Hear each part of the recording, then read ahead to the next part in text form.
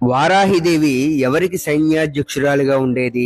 లలితాదేవికి సైన్యాధిపతిగా వారాహిదేవిని వర్ణిస్తారు. అందుకే ఈమె ప్రస్తావన లలితా సహస్రనామంలో కూడా కనిపిస్తుంది. ఆ లలితాదేవి తరపున పోరాడేందుకే కాదు, భక్తులకు అండగా ఉండేందుకు కూడా ఒక గొప్ప యోధురాలుగా నిలుస్తుంది. వారాహి ఈమెను ఆరాధిస్తే జీవితంలో ఎదురయ్యే అడ్డంకులన్నీ కూడా తొలగిపోతాయని, శత్రుభయం ఉండదని, జ్ఞానం సిద్ధిస్తుందని, కుండలి శక్తిని జాగృతమవుతుందని తరతరాలుగా నిలిచి ఉన్న నమ్మకం. వారాహిదేవి పేర ఉన్న మూలమంత్రాలను అష్టోత్తరాలుగా పఠిస్తే సకల జయాలు సిద్ధిస్తాయన్నది భక్తులకు అనుభవం అయ్యే విషయం. వారాహిదేవి ఏ రూపంలో ఉంటుంది? పులిని వాహనంగా కలిగి వరాహ పందెముఖంతో 10 చేతులతో వారాహిదేవి. మంత్రం కూడా ఓం హ్రీం వారాహి హరి ఓం.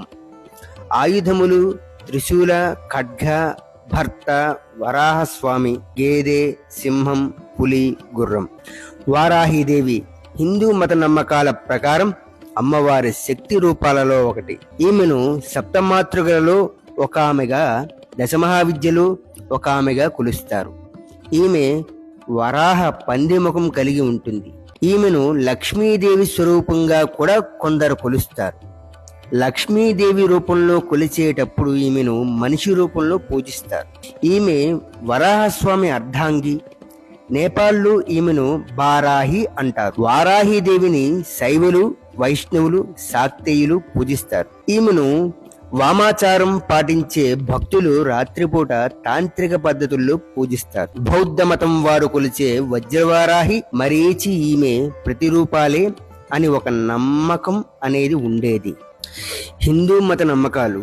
మార్కండేయ పురాణంలో దేవీ మహత్యంలో సింహ నిశుంభుల వధ కథ గురించి మళ్ళీ మనం 3వ అధ్యాయంలో తెలుసుకుందామా? మరి ఇంకెందుకు ఆలస్యం? వెంటనే ఈ ఛానల్ సబ్స్క్రైబ్ చేసుకోండి. వీలైనంత వరకు కూడా అందరికీ షేర్ చేయండి.